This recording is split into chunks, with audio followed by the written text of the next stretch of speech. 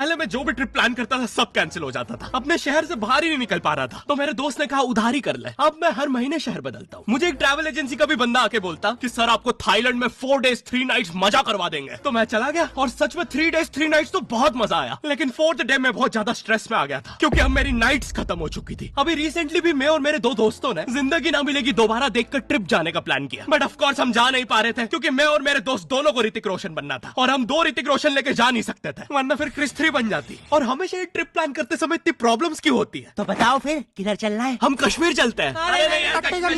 हमें शिमला जाना चाहिए। मैं बोलता हूँ ओडिशा चलो। हम केरला जाएंगे, फिर नेपाल, आगरा। एक सेकंड, क्या हमारे देश का बंटवारा भी ऐसे ही हुआ था? फिर स्कूल में दंगे हो गए। मैं बोलता हूँ गोवा चलते हैं।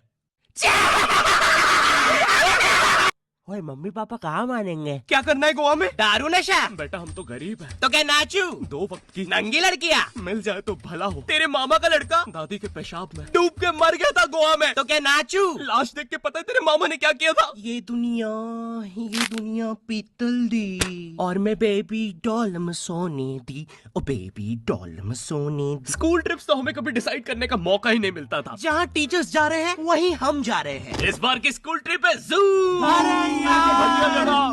चुप। तो तुम बताओ किधर जाना है? कोई रास्ता याद भी रहता है? तुम्हें तो कोचिंग से घर भी मम्मी छोड़ने जाती है और तुम तो घर से बाहर निकलते से अपना घर भूल जाते हो। घर किधर है? देखा? अरे ये रहा तुम्हारा घर। पता नहीं लोग शीशे के घर क्यों बनवा लेते हैं और फिर दूसरों के घर में पत्थर भी मारते हैं। ओए बताओ यार फिर कहाँ चलना है? तुझे वो सीनियर्स के साथ रोड ट्रिप याद है? Cheers! अरे वैसे पापे वगैरह कहाँ है? कहीं दिख नहीं रहे। लगता है सीनियर्स पहुंच चुके हैं। और बहुत बेकार ट्रिप थी वो, पंचर कार। इस बार जहाँ भी जाएंगे ना ट्रेन से जाएंगे। तो मनाली चलते हैं ना सीनियर साथ। Cheers! अरे वैसे पापे वगैरह कहाँ है? कहीं दिख नहीं रहे।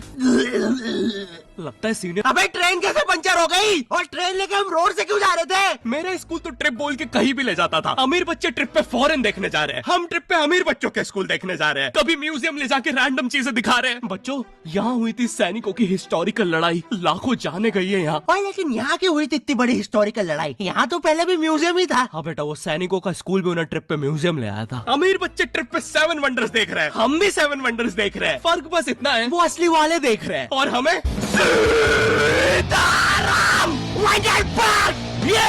Water park Sitaram.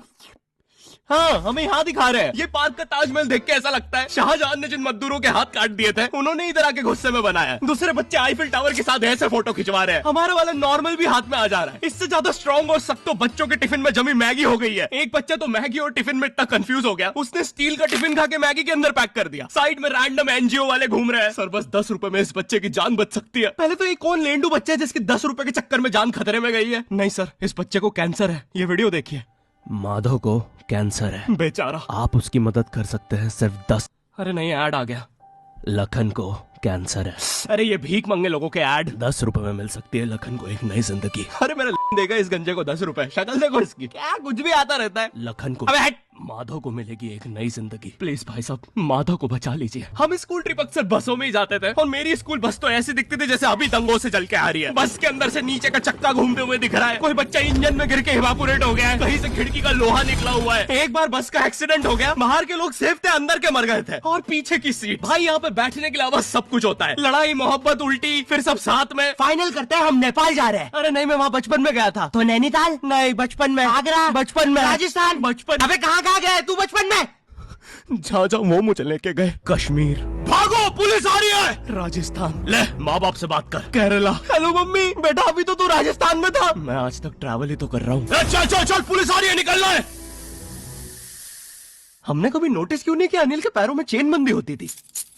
मुझे ना स्कूल ट्रिप्स बस में जाना कभी पसंद नहीं है। शुरू करो अंताक्षरी लेके प्रभु का लाल दुपट्टा उड़ गया रे मेरे हवा के झोंके।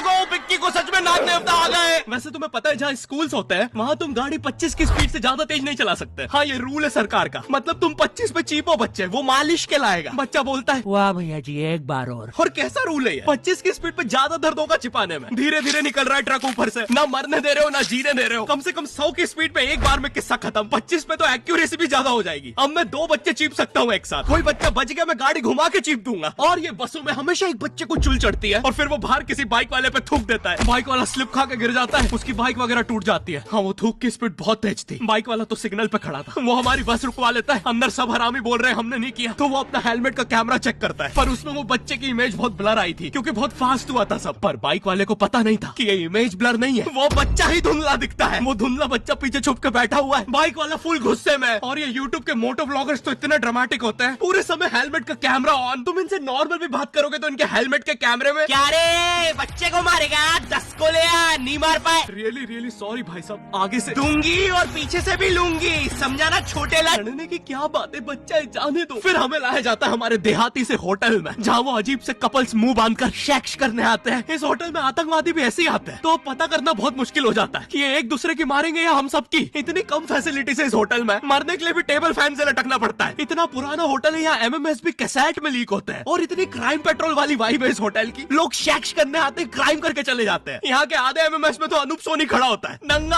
हाँ वो एमएमएस के कैमरा एंगल से क्राइम पेट्रोल चल रहा है ना, पंखे के ऊपर एक कैमरा, नंगा अनूप सोनी बोल रहा है सावधान रहे सतर्क रहे। और इतने शेडी लोग चलाते हैं इन होटल्स को। क्यों बैठे हो खाली, बजाओ ताली।